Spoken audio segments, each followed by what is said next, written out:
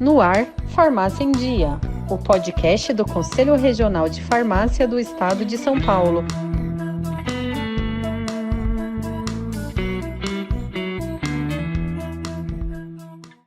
Olá, ouvintes, bem-vindo ao podcast Farmácia em Dia.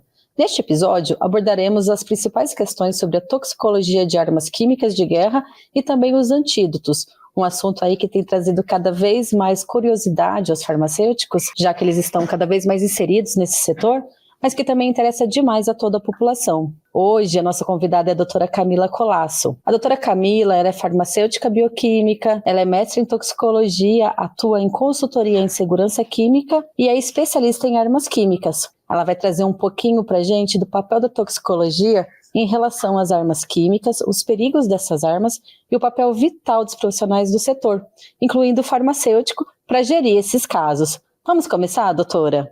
Primeiramente, é um prazer recebê-la em nosso podcast. A gente estava ansioso para tratar desse assunto. Olá, ouvintes. Gostaria de agradecer imensamente o convite. Muito bom poder falar desse tema tão triste e tão curioso ao mesmo tempo. Ao mesmo tempo que causa uma comoção na maioria das pessoas, ele também deixa todo mundo curioso para as pessoas entenderem o que são as armas químicas, como elas são utilizadas, o que elas provocam, enfim. Bom, para iniciar, doutora, gostaria de saber o que são as armas químicas e como que elas agem. As armas químicas, elas são substâncias químicas, né, que têm como objetivo, como finalidade, ou matar ou ferir o seu oponente. Seja ele um oponente pensando em atos militares, ou seja, mais recentemente, né, em ataques terroristas.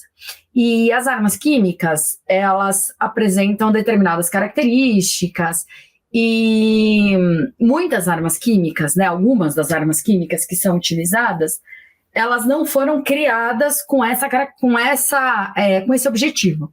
Na verdade, a gente tem alguns compostos, como, por exemplo, o cloro, que ele é utilizado em ataques como arma química, mas ele não é classificado assim como uma arma química pela Convenção de Proibição de Armas Químicas. Então, assim, infelizmente, a gente tem compostos de uso industrial que podem facilmente ser empregados como armas químicas. As armas químicas, ela têm a capacidade de ser extremamente tóxicas à saúde humana. E já foram amplamente utilizadas aí na Primeira Guerra Mundial. Uma característica importante das armas químicas é o seguinte: nem todo produto químico, nem toda substância química pode ser considerada uma arma química. Para ser considerada uma arma química, ela tem que ter algumas características, como ser efetiva em baixas concentrações, ou seja, baixa concentração já produziu o efeito desejado, que infelizmente é morte ou dano a pessoas. Ter uma volatilidade, porque ela pode ser dispersa na forma de vapor ou na forma de gás, então muitas vezes a gente chama de gás sarin, mas não é um gás, ele é um vapor, mas gera essa nomenclatura. Ser extremamente tóxico, isso é uma característica bem particular das armas químicas, e também penetrar no corpo por algumas vias específicas, como, por exemplo, inalação, uma das mais requeridas, principalmente porque as pessoas correm e acabam tendo um aumento da frequência respiratória e inalam mais ainda o composto, por absorção dérmica e ocular, principalmente. Quando a gente fala de armas químicas, geralmente a gente coloca em 5 classes, né? A gente classifica em 5 classes. Uma das principais classes são os agentes neurotóxicos. Eles são assim chamados por atuarem aí no nosso sistema nervoso central e provocar efeitos gravíssimos, né? Extremamente tóxicos, e se não tiver uma intervenção, a pessoa vai a óbito. Um dos principais representantes dessa classe, um dos mais conhecidos, é o gás sarin, né? Já muito utilizado, infelizmente, na Guerra Civil da Síria, que vem desde 2011, e continua até hoje. Então, nós tivemos em agosto de 2013 um ataque com gás sarin que matou mais de 1.000 pessoas. Nós tivemos em abril de 2017 outro ataque com gás sarin. Em abril de 2018, outro ataque com gás sarin. Então, ainda tem sido utilizado bastante gás sarin na Guerra Civil da Síria, uma vez que essa arma química ela não requer grande conhecimento, né, de química, e as matérias-primas que são utilizadas para produzir o sarin também não é rara, não é difícil, então tem essa característica. Outro agente que ficou um pouco mais conhecido foi o VX, que foi utilizado em fevereiro de 2017 para envenenar o meio-irmão do ditador norte-coreano, que foi lá no aeroporto da Malásia. A mídia cobriu bastante, então ele também acabou ficando conhecido. Nós temos, dentro ainda da classe dos neurotóxicos, os chamados o de primeira geração, que é o Tabum, o Soman, o Sarin, e os de segunda geração, que aí é o VX, que é a linha V. E, além disso, nós tivemos também, em 2018, o uso de Novichok, que é um agente neurotóxico de terceira geração, que foi utilizado para matar o ex-espião russo, que morava na Inglaterra, mas ele não morreu, ele e a filha dele foram intoxicados, ficaram em estado muito grave.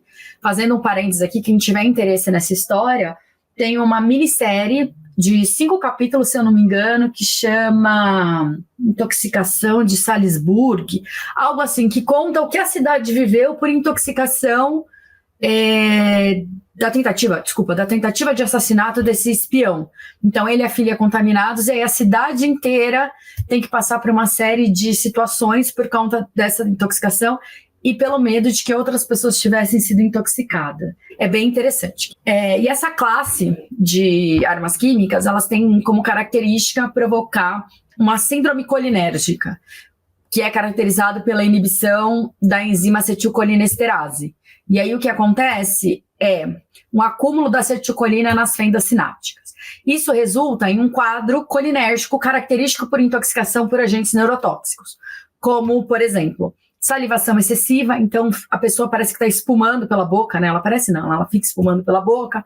Ela tem suor excessivo, que é a sudorese, ela apresenta o olho vidrado, ela tem tremores e espasmos musculares, acompanhado de convulsão, e se nada for feito, morte. Então essa é uma das principais classes de agentes, né, de armas químicas de guerra. Nós temos os agentes sufocantes. Eles são chamados dessa forma porque a ação deles será no pulmão. Um dos principais representantes é o cloro, mas a gente tem fogênio, clorofogênio, e eles atuam da seguinte forma: a vítima inala esse gás, ela vai sentir uma queimação nos olhos, nariz, garganta, né? E o que acontece? Quando eles começam a reagir com o nosso organismo, eles começam a aumentar a produção de fluidos no nosso pulmão.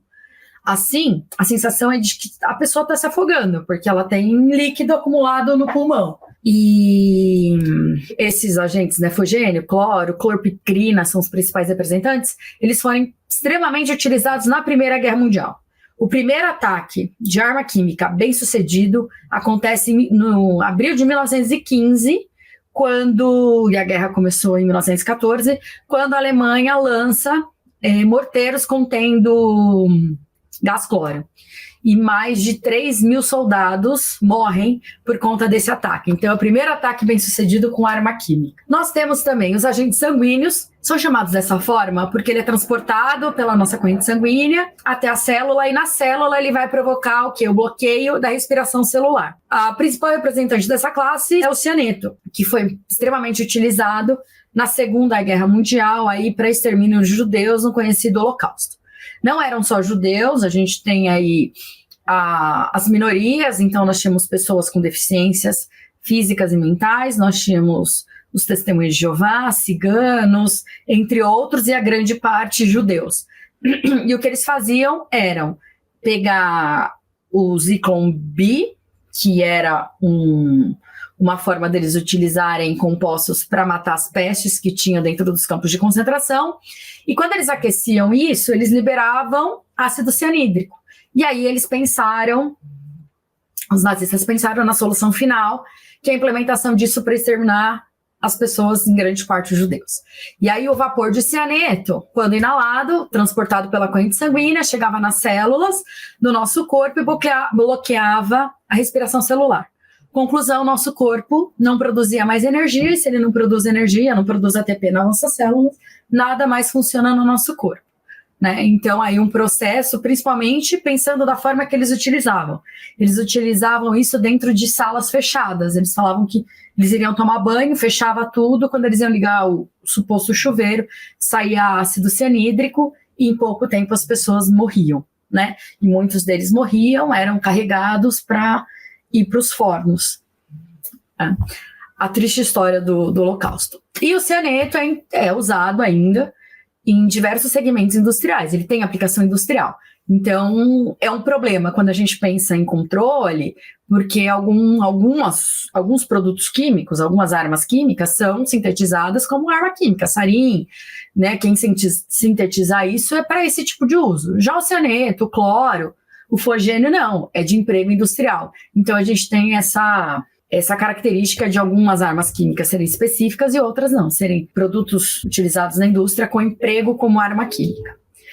Outra classe são os agentes vesicantes, chamado também de agentes bolhosos, porque quando ele entra em contato com a pele, a depender do tempo de ação, aí eles vão provocar bolhas bem feias, não essas bolhas mais comuns que a gente está acostumado a ver. Dentro dessas bolhas sem líquido, não pode estourar, muito caso de infecção. Então, assim, diferentemente dos agentes sanguíneos e dos neurotóxicos, que são extremamente letais, os agentes bolhosos, ele tem uma característica de provocar mais danos do que letalidade, ele não apresenta uma alta letalidade.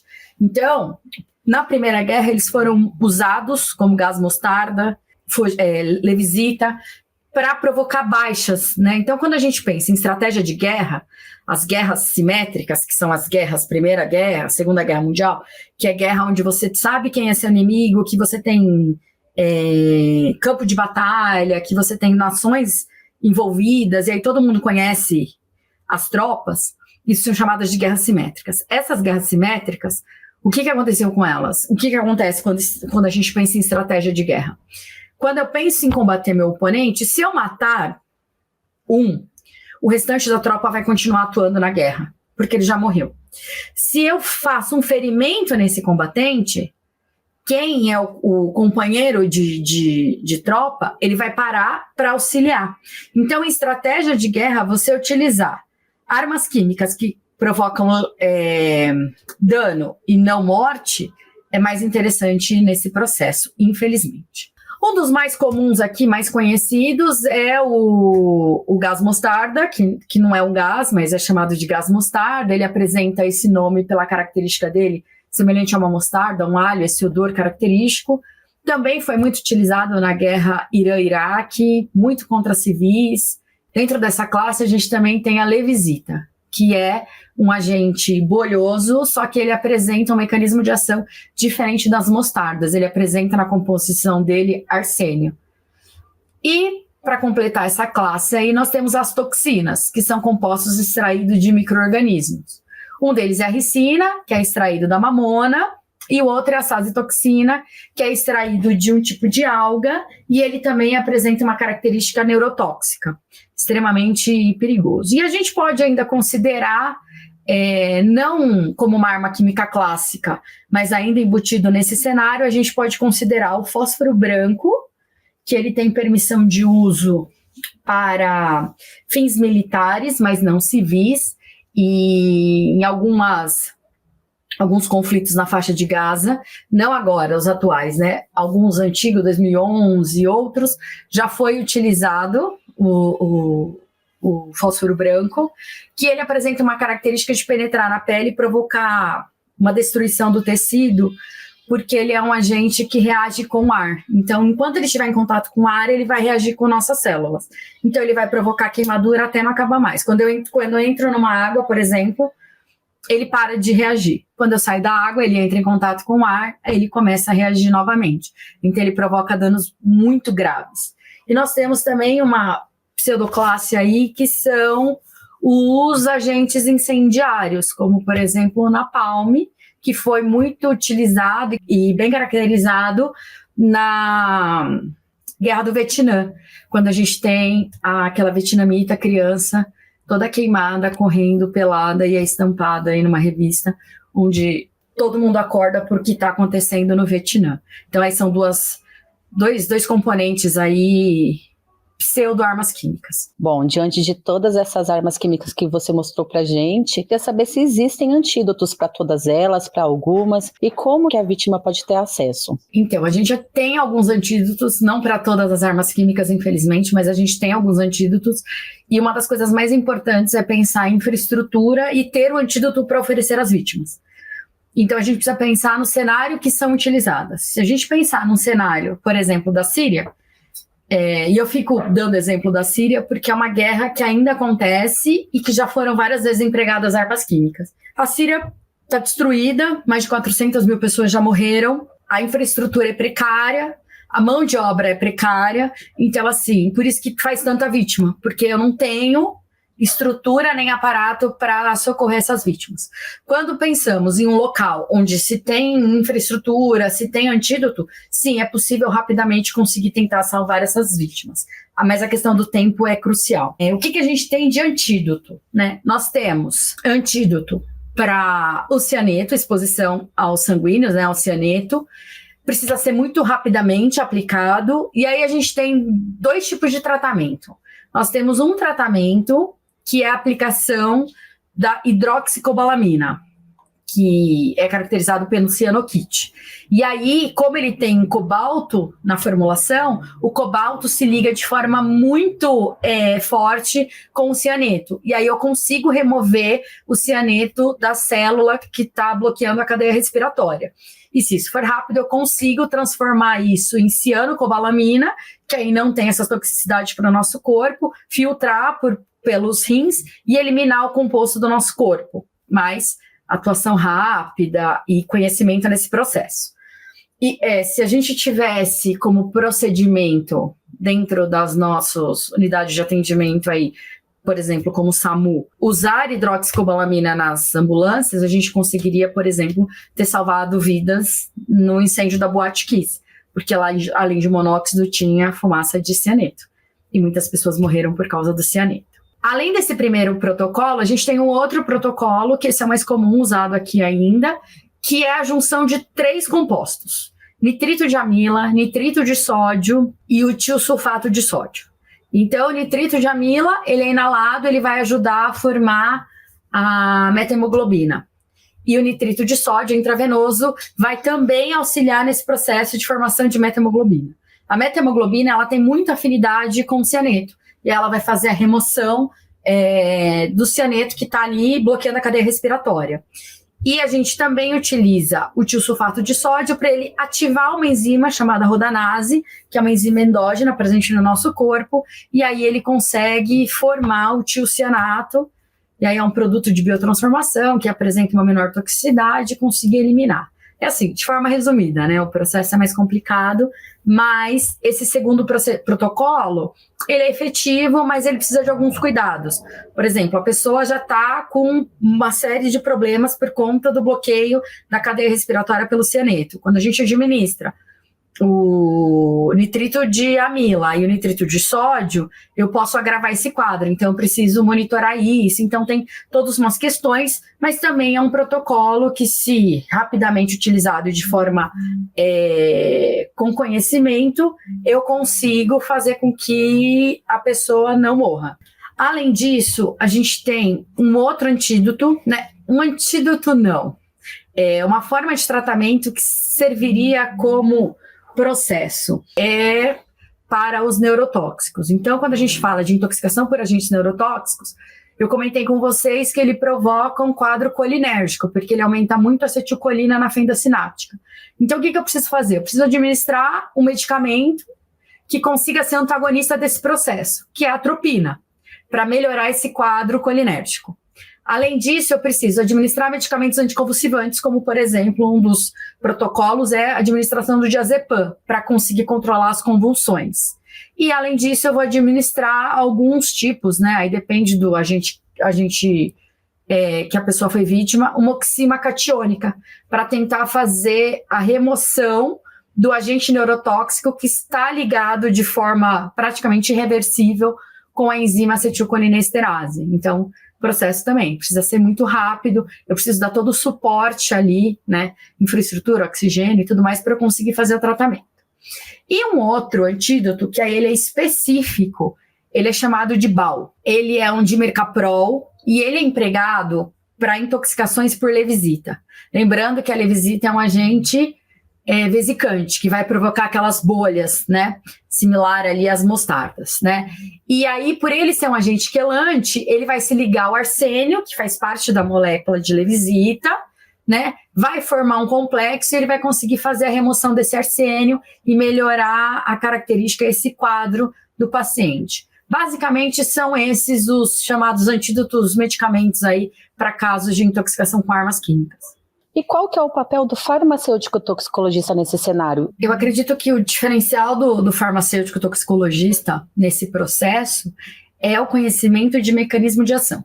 Mecanismo de ação das armas químicas, para entender como elas atuam, e a partir desse processo, entender qual o quadro clínico apresentado aí, o quadro de intoxicação apresentado pelas vítimas, porque eu fui comentando aí as classes e falando de alguns sinais e sintomas, e elas são diferentes. Então, quem conhece, quem é especialista nesse assunto, ele consegue perceber pelo quadro clínico da vítima ali, da intoxicação, quadro clínico de intoxicação, qual pode ser a classe de arma química. E, a partir disso, elencar quais os possíveis medicamentos e antídotos para tratar.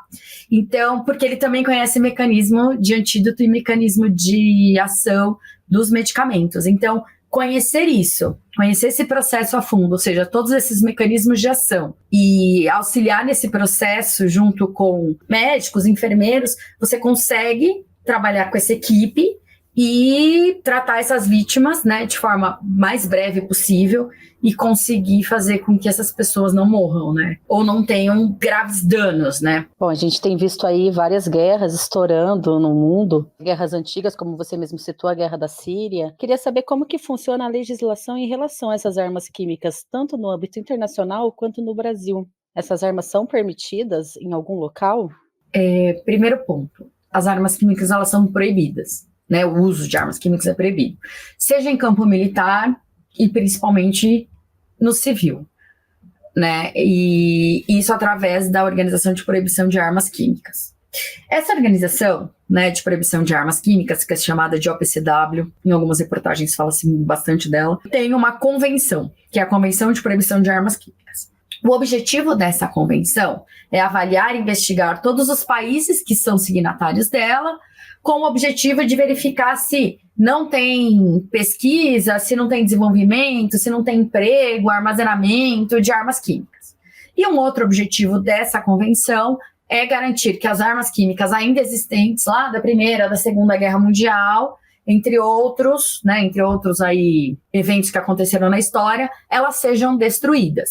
Então, quando você acessa a Convenção de Proibição de Armas Químicas, eles dão até os dados de quantos países são signatários, quantas armas estão destruídas ao ano, tem tudo isso. Mas essa convenção, ela é um acordo internacional entre estados, né?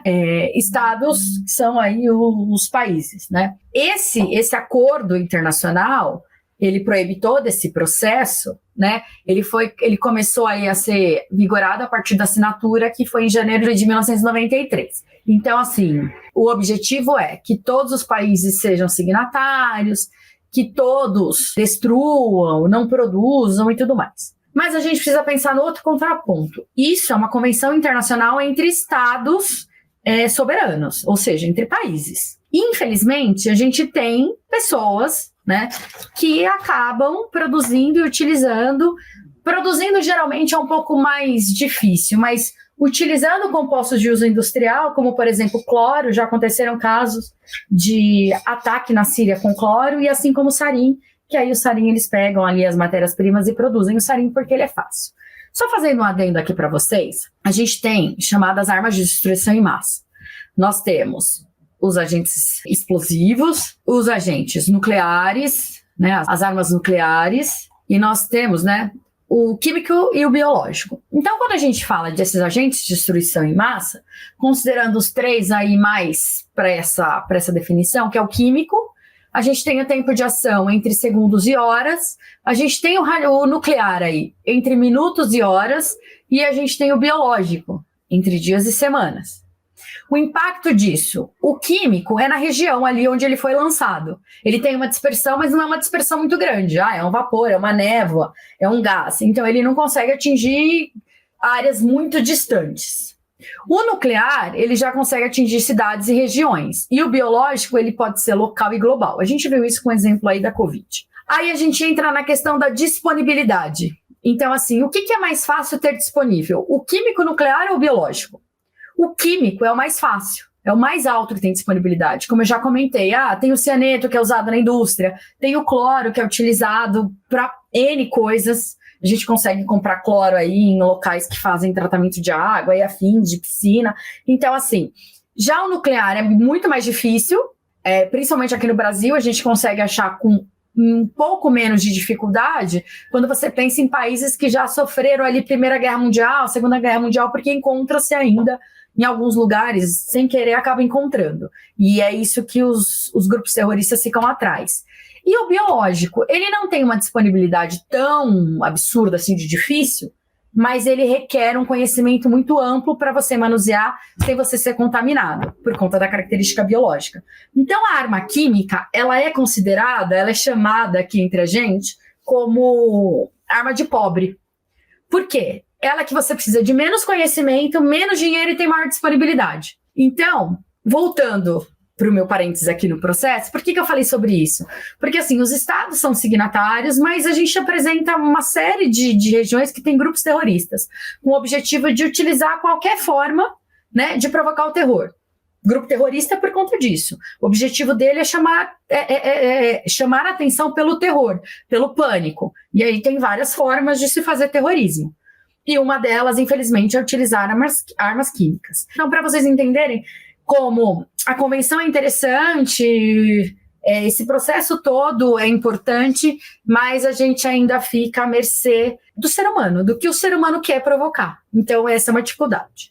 No Brasil, a gente tem um decreto, que é o 2.977, de março de 99, que ele promulgou essa Convenção de Proibição de Armas Químicas.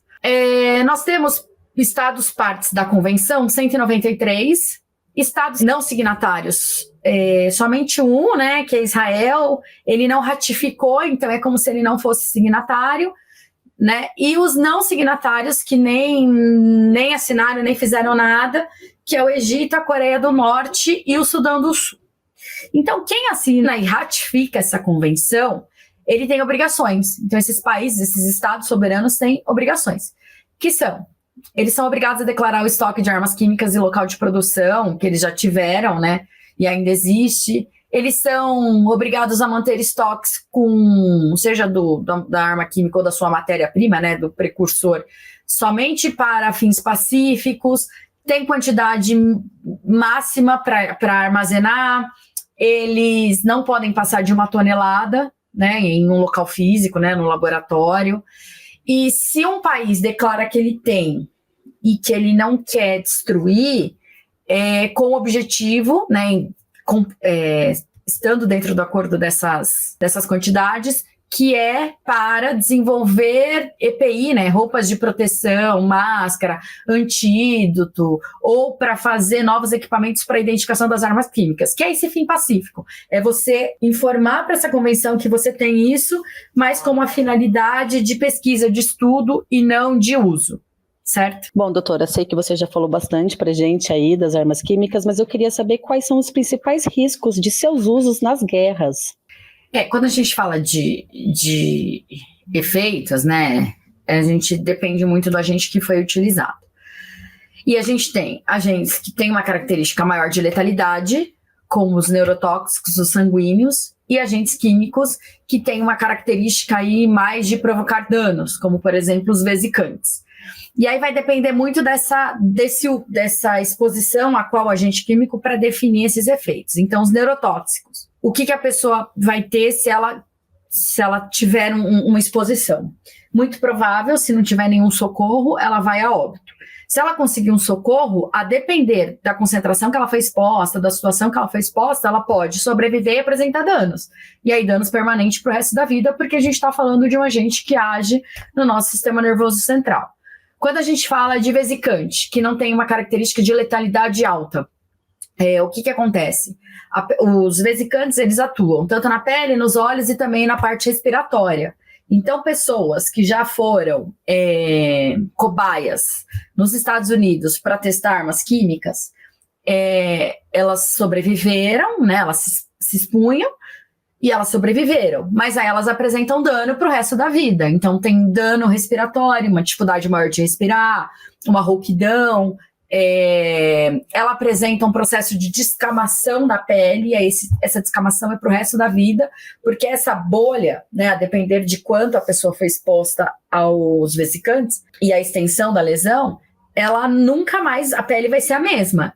A pessoa pode ter uma vida, mas ela vai ter algumas coisas, a pele fica bem fina, ela fica toda parecendo uma pele de cobra, toda craquelada, ela descama. Então, assim, tem pessoas que podem sobreviver, mas perder a visão, porque foi exposto à parte ocular. Então, assim, essas características da ação química, né, que vai gerar aí como vai ser esse processo. Se uma exposição é aguda, uma exposição crônica, ou essa característica de qual é o efeito que ele vai provocar, depender do mecanismo de ação desses compostos. Mas é basicamente isso, o cianeto. O cianeto a gente vai ter uma exposição aguda, se tratada, a pessoa consegue sobreviver, mas aí precisa ver o quanto ela foi exposta, de que forma ela foi exposta, para verificar se ela não vai ter nenhuma lesão, porque ela pode ter uma lesão aí, um efeito, e para o resto da vida ficar com um dano. Então depende muito do agente químico, da concentração e da forma de uso. Para o farmacêutico que teve interesse, que nos ouviu até agora e falou, quero atuar nessa área, queria saber como ele pode se preparar para atuar nesse setor. Pensando em armas químicas, né? Pensando em atendimento em emergência, não. O campo é mais aberto, porque atendimento em emergência química, a gente tem um mundo para explorar, porque tem uma série de indústrias, então a gente tem empresas que atuam nisso, então atuar em emergência química é um campo mais amplo. Quando a gente fala de atuar com armas químicas, aí o campo fica restrito, porque no nosso país, esse conhecimento, ele fica muito com as Forças Armadas, Marinha, Aeronáutica, Exército, e tem divisão entre eles. Por exemplo, a Marinha geralmente fica com armas biológicas. As Forças Armadas Aéreas, né, fica mais com a parte das armas químicas. Então, assim, eu tenho o prazer de ter contato com pessoas dentro do Hospital da Aeronáutica no Rio de Janeiro, e lá foi construído uma área específica para atendimento de vítimas de armas químicas. E foi desenhado esse hospital, essa parte do hospital, como uma cópia de um hospital referência na França. Então é interessante para as pessoas saberem que o Brasil tem isso, mas isso está mais restrito a essa área das Forças Armadas. E aí, o que a gente acaba fazendo, né? A gente acaba estudando, não tem uma pós, não tem nada assim, armas químicas, né? A gente acaba estudando, lendo, correndo atrás do material, informação. Eu estou falando pela minha experiência, né? O que aconteceu comigo, eu não tenho nenhum curso específico de armas químicas, eu nem conheço se tem, mas por ser toxicologista e me interessar por esse assunto, eu comecei a pesquisar, a me interessar cada vez mais, e foi acontecendo. Hoje em dia eu tenho contato com o pessoal das Forças Armadas e auxilio em algumas coisas, assim, a gente troca bastante informação, participo de alguns treinamentos, dou algumas palestras junto com eles, pensando na formação de pessoas, atendimento, né, principalmente armas químicas, porque a biológica é um pouco diferente. Mas é possível sim, porque o Brasil tem uma carência, né? As Forças Armadas, ela tem uma série de outras funções, então essa parte é um grupo mais restrito, né? Mas é interessante, assim, que tem essa coisa, assim, de atender emergência, de andar com um cilindro nas costas e tentar fazer, porque quando a gente fala em emergência, a gente tem emergência no hospital, quando a vítima já chega, e a gente tem emergência ali no primeiro processo, que eu já fiz esse processo, de você recolher a vítima no campo, que é interessante para a gente ter uma visão, porque às vezes a gente fica dentro do hospital, da clínica, enfim, e aí a gente reclama que algumas coisas aconteceram que não deveria até o paciente chegar. E aí, quando você está lá em campo, você consegue falar, então isso daqui chega lá para mim assim, porque o procedimento aqui foi incorreto, ou precisa melhorar esse procedimento, e aí você consegue dar a contrapartida para que a vítima chegue da melhor forma possível para ser atendida e ser socorrida, né? Esse é o objetivo. Atendimento à emergência é você conseguir socorrer a vítima.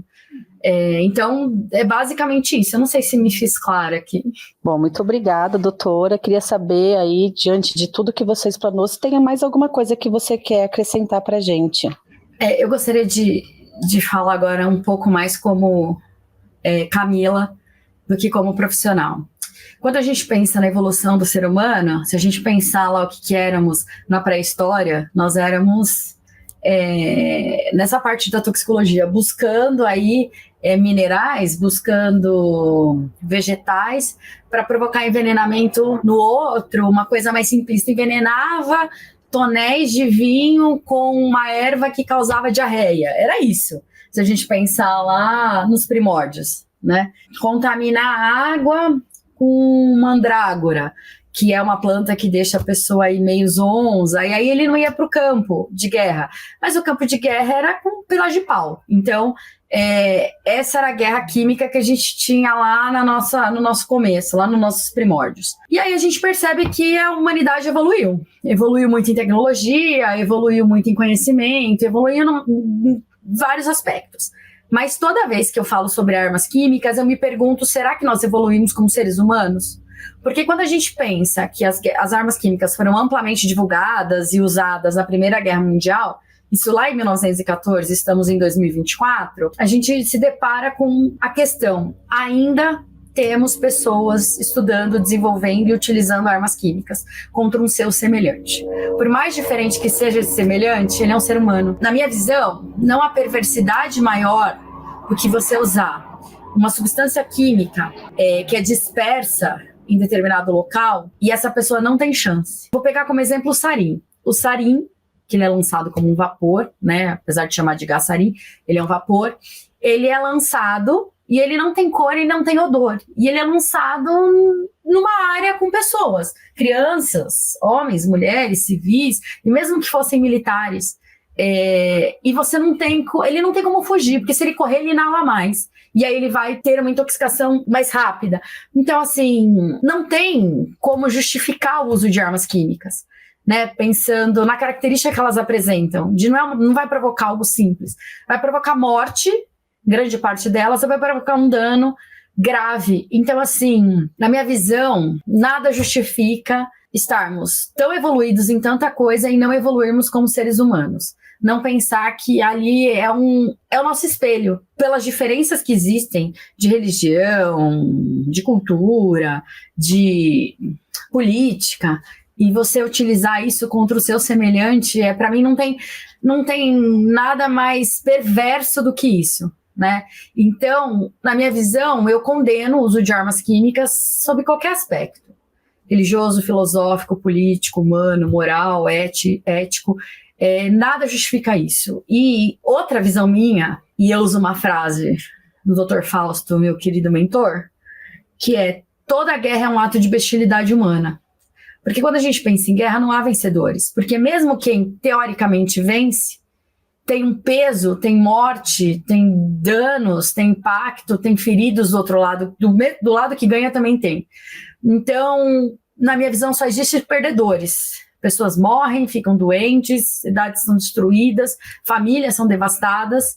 E quando a gente pensa que, além desse ato de guerra, que já é perverso, você inclui uma arma química para provocar mais dor, mais sofrimento no seu semelhante, eu acho que a gente precisa parar tudo e repensar. Porque ser humano é outra coisa. Não dá para a gente pensar em usar armas químicas. Eu acho que nunca, né? Nenhuma época da história. Mas nessa época que estamos ainda, ter essa preocupação é algo que me chateia bastante. E o nosso objetivo, como toxicologista, não é esse. Eu falo sobre isso para alertar, para conhecer, mas o objetivo da toxicologia é fazer a predição do perigo e do risco, né? É fazer a avaliação do risco avaliar perigo, é mostrar para as pessoas o que é perigoso e evitar a exposição. Então, assim, por isso que eu falo que é o lado negro da toxicologia.